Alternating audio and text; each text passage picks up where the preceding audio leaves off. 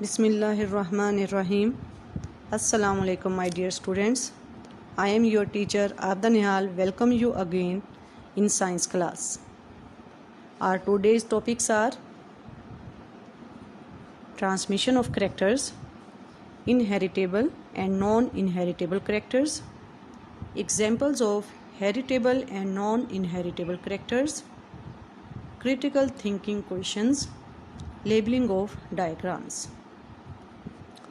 Before starting the new topics, I want to briefly explain that what we had studied in previous two lectures so that we can interrelate them easily.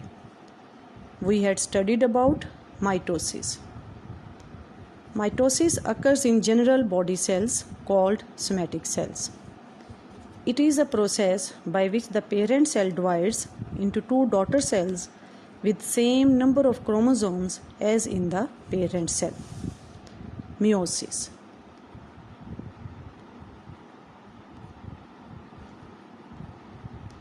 Meiosis occurs in gamete cells, eggs or sperms in animals, or spores in plants. It is a process by which the nucleus of a cell divides twice to form four daughter cells in such a way that the number of chromosomes in each daughter cell is reduced to half. We can also call them as haploid cells, as compared that in the parent cell. Chromosomes. Chromosomes are thread-like structures found in the nucleus of a cell. They appear as a distinct structure only during cell division. Chromatids. A typical chromosome consists of two arms called chromatids. Centromere, the point where the chromatids are attached to the same part, is called centromere. The number of chromosomes is specific and constant for every kind of species of organisms. We also had studied about heredity, hereditary characteristics, gene, Watson and Crick model of DNA. Okay, dear students, come back to the topic. How are characters transmitted? Haploid cells. When an organism forms gametes, sperms or eggs by meiosis, the number of chromosomes is reduced to half in the gametes. We will call them as haploid cells. It means that the hereditary material DNA is also reduced to half in the gametes. Gametes mean eggs and sperms. Diploid number, we represent it with 2n. When the haploid sperm cell from male and haploid egg cell from female fuse with each other to form diploid cell called zygote. In this way, the physical and functional units of all the characters, gene pairs, are transferred in zygote, which develop into baby. Thus, zygote is the first cell which is responsible for the beginning of life in an organism. Now, we will study about what are inheritable and non-inheritable characters. Inheritable characters, those characters which are transmitted from generation parents to the next generation offsprings, are called inheritable characters. These characters are controlled by genes.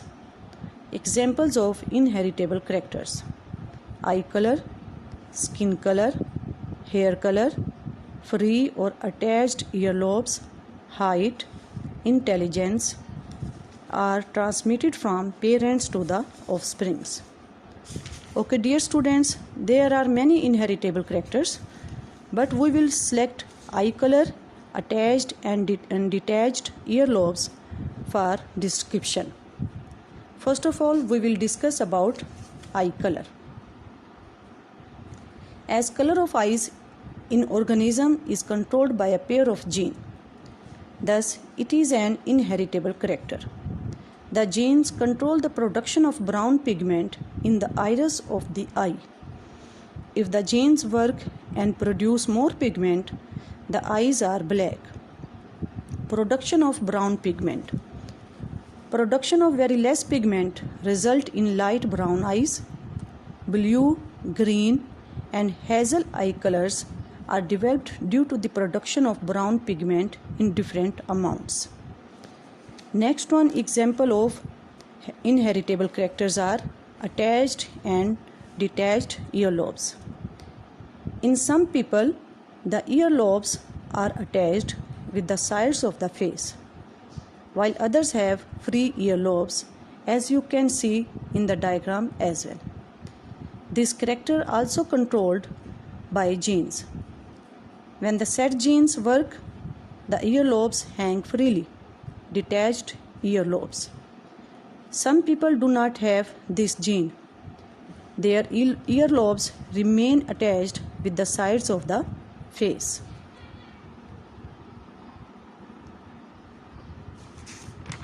Non-inheritable characters. Such characters of parents which are not transferred to their offsprings because these are not developed by genes.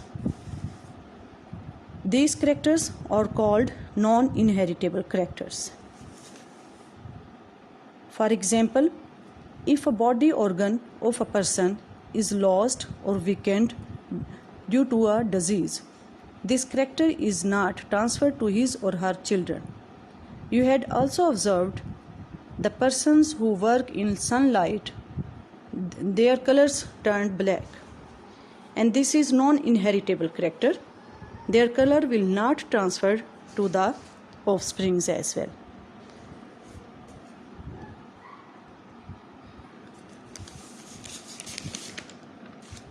Okay, my dear students, I hope that all the topics that I had delivered in the lectures you had understood. There are some critical thinking questions.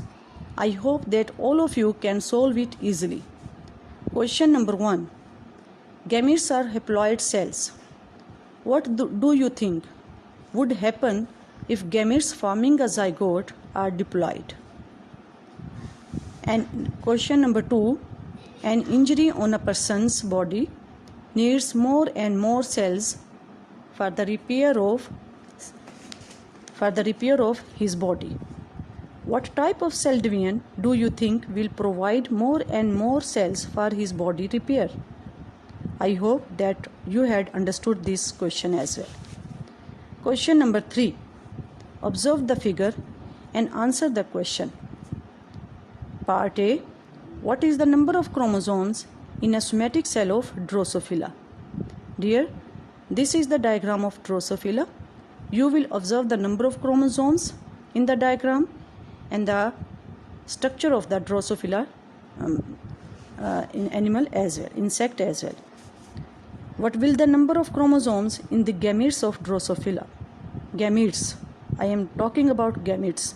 In part A, I am talking about somatic cells.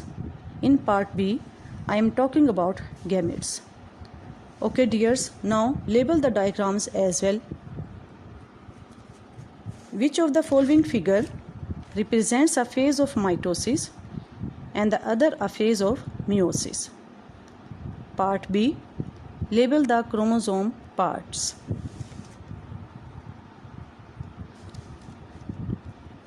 You will do the homework. Exercise question number 2.1, 2.2, 2.9 on books. Question number 2. Give short answers. You will solve it on your notebooks.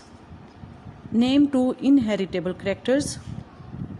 Name 2 non-inheritable characters. Part C. What are haploid cells? Number D. What are diploid cells? Number E. What is zygote? I hope that you had understood my topic as well. Thank you.